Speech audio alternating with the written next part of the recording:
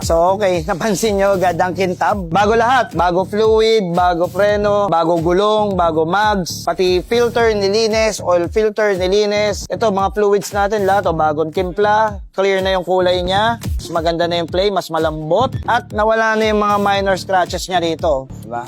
Matutuwa to, wala akong masabi rito, ang ganda.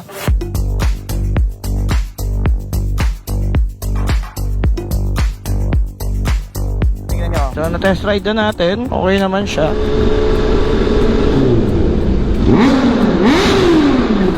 Sa right, mga C1 Nation, meron tayong isang halimaw na motor dito. Ayun, tignan nyo yung throttle, dalawa na. Meron siya ritong high speed.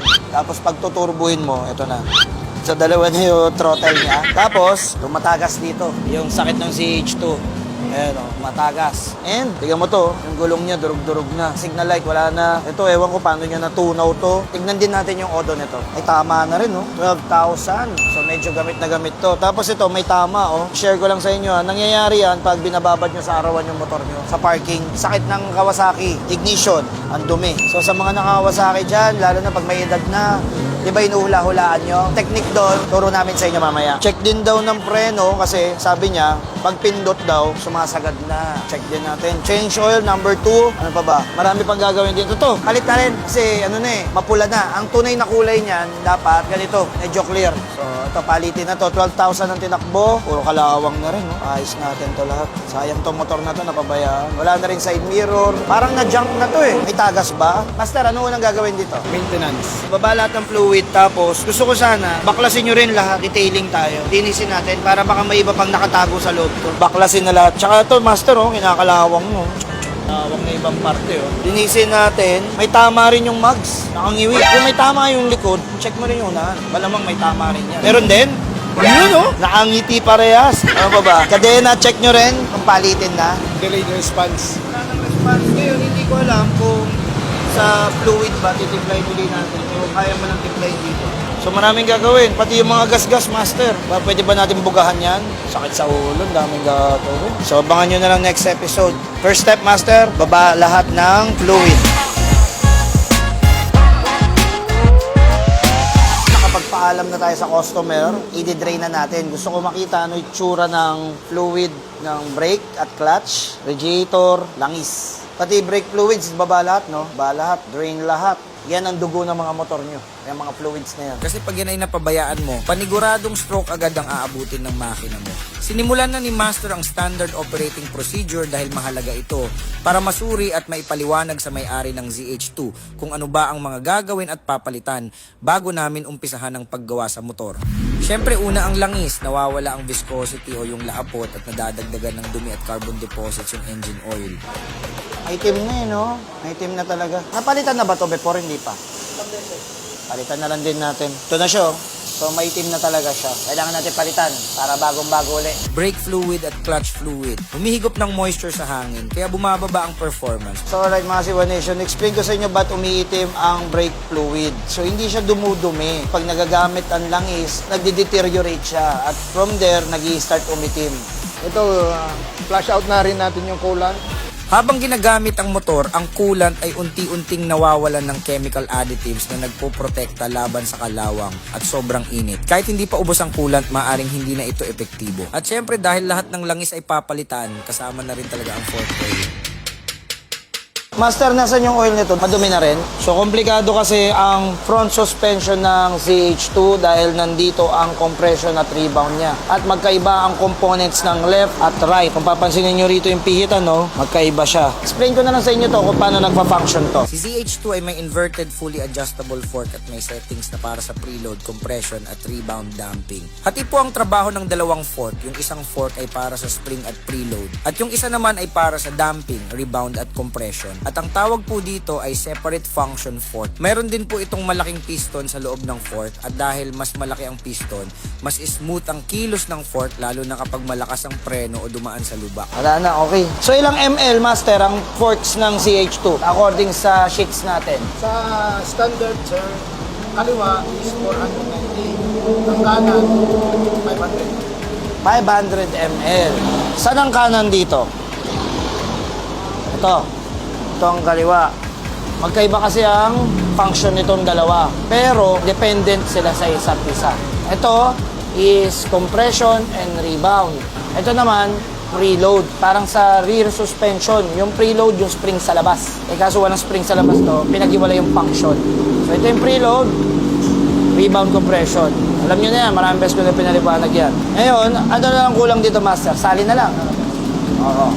Nirepack na lang to, hindi naman siya nirebuild totally. Kasi, bakit nire-rebuild ang mga front shocks? Para malaman natin, kasi ang daming piyesa niyan sa loob. So, kailangan baklasin. Ngayon, sa case naman ni Sir, wala namang problema to. Good condition naman. Ang problema, ang pangit na ng play ng fork oil niya. Kaya, repack na lang talaga yung nangyari dito.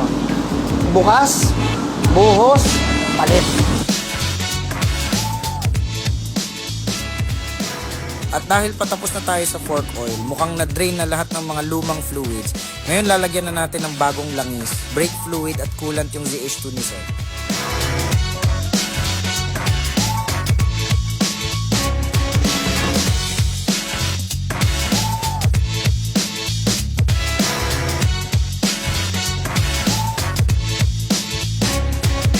Pati master, air filter, tignan natin. Hindi rin alam ni customer kung napalitan ba to o hindi. Pati oil filter, natambak kasi talaga to. So, ito na yung mugs ng customer natin.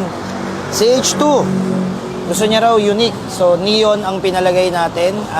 Red sana yung una na pag-usapan. Kaso baka magmukhang Christmas tree. Kasi green tas red. So, ito na lang neon para stand out talaga. Also, ang partner nito. Yan. So, ang partner natin dyan is ito, Road 6. Dahil na-flush and drain na natin ang lahat ng fluids sa motor. Ngayon naman ay iisa-isahin natin ang pagbaklas nitong ZH2 dahil hindi lang ordinary PMS ang gagawin dito kundi isang full service. At akala ko dito na tayo nagtatapos sa problema. Yung pala may dumagdag pa. Iinitin. Pa-press nyo ngayon. Punta kayo machine shop. Press nyo ngayon. Problema sa machine shop. Paggamit nyo yung sniper para mabilis. Daming gagawin. Yung napag-usapan namin, konti lang yung expenses. Para na naman kami ng bubudol. Yan po ang dahilan kung bakit bumentong din tong handlebar. Dahil sa sobrang lala, nung lubak maaring na bottom out yung front shock at yung bigat ng rider, ay halos napunta lahat sa handlebar. At dahil tapos na tayong i-repack ang sanhi ng pagkabengkong ng handlebar natin, ikakabit na muna yung na machine shop at bagong powder coated na mags. Siyempre, ang ikakabit nating gulong yung pang matagalan. Michelin Road 6, pang long ride, pang ulan, pang kahit anong trip. Touring built to kaya siguradong panalo ang kapit at performance kahit basa pa ang kalsada. Galing, malinis pa. Hindi, madumi na rin. Yun na. Tapos grasahan nyo yung gilid. Explain ko lang bakit ginagrasahan para yung mga maliliit na dust particles na lumulusot sa mga gilid-gilid, dumikit dun sa langis. Yun yung purpose nun. Hindi naman siya yung langis na tumutulo Ano yun? High viscosity na oil. Umahatak dun sa mga alikabok. Kaya mamantika yan. Finally, usapang filter na tayo. Sa dami ng ginawa natin sa motor na to, ngayon lang natin napag-usapan kung bakit kailangan nating regular linisin at palitan ang mga filter. Ito ang engine oil filter, sinasala nito ang dumi sa langis. Habang umiikot ang makina, may mga maliliit na metal particles, carbon deposits at sludge na pwedeng makasama sa oil. Ang oil filter ang nagsasala ng mga ito para malinis lagi ang dumadaang langis sa makina. Kailangan linisin ang air filter para makapasok ang malinis at sapat na hangin sa makina. Kapag barado ito sa alikabok at dumi, hirap huminga ang makina, humihina ang hatak, tumataas ang konsumo sa gasolina, at mas mabilis masira ang mga internal parts. Kaya importante ito sa basic maintenance. Simpleng linis, malaking iwas sa aberya. At dahil napalitan na natin ang mga fluids, napalitan na natin yung gulong. Ayos, ang ganda na nung kinalabasan. Kahit ako na-excite Tingnan mo, ang linis tignan. Wiring tapos na, front suspension nagawa na ni Master. Assembly time na to tayo.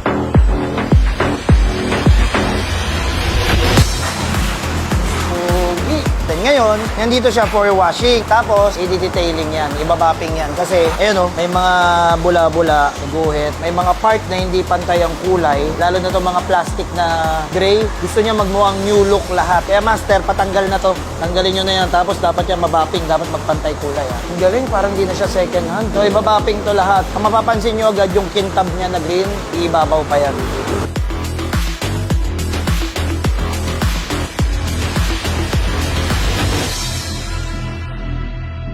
Yan mga Kaziwan Nation, tapos na i-buffing ang project nating ZH2. Ganda. Galing. So alright mga C1 Nation, ito na. This is the day. CH2 build. Game Master. Install nyo na to. Ito yung mga ikakabit natin sa kanya. So start tayo rito. Ito yung side mirror na stealth. Ito, iba design nito ngayon. So ganito yan pag naka-mount. Pag maangas ka, tupi mo muna. Pag may pulis, angat mo muna.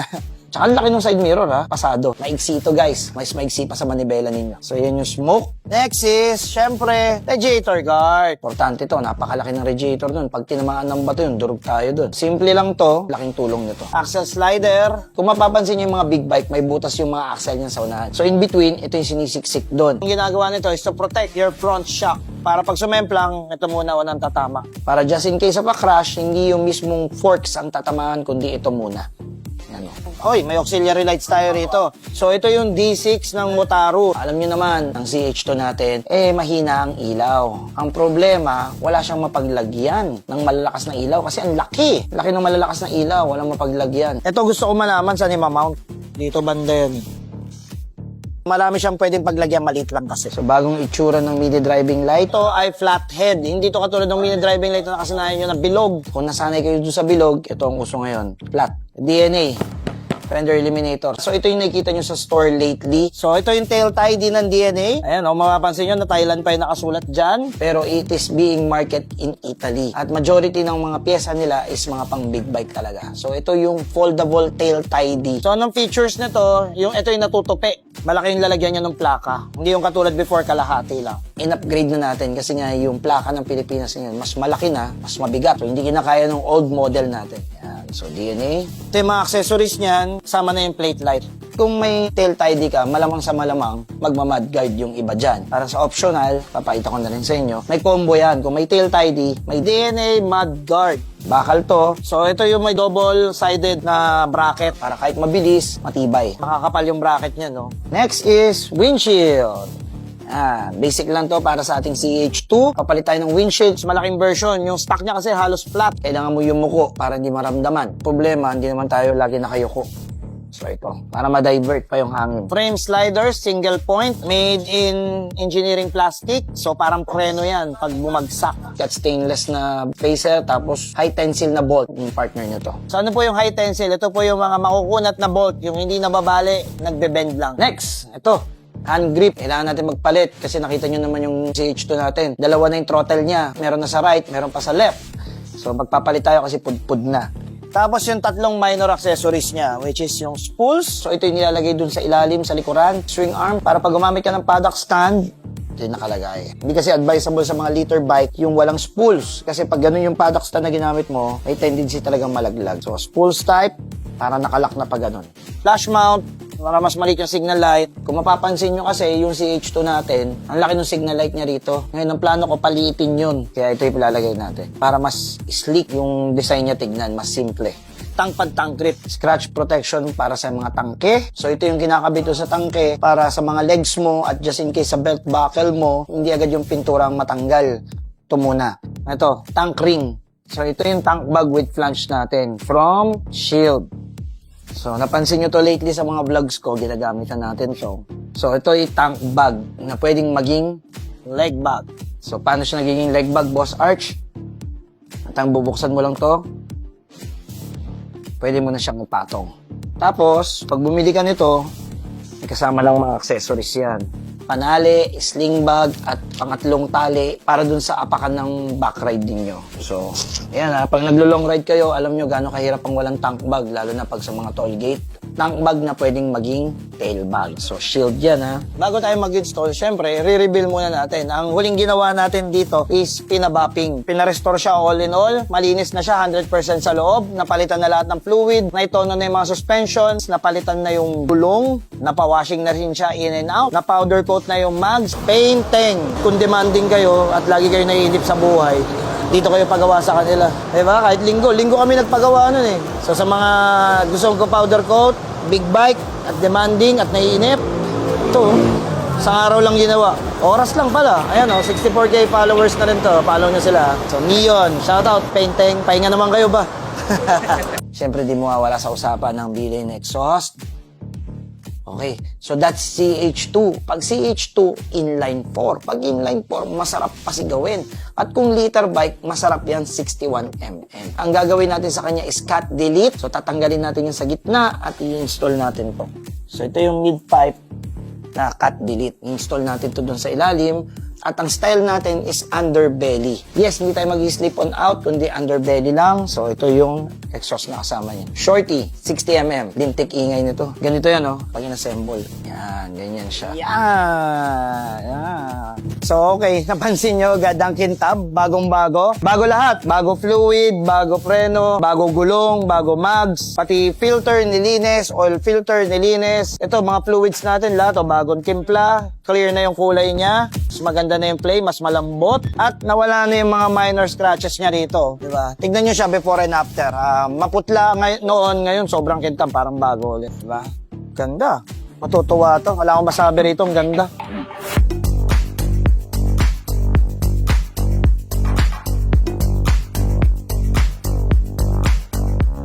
So, na-test ride na natin. Okay naman siya.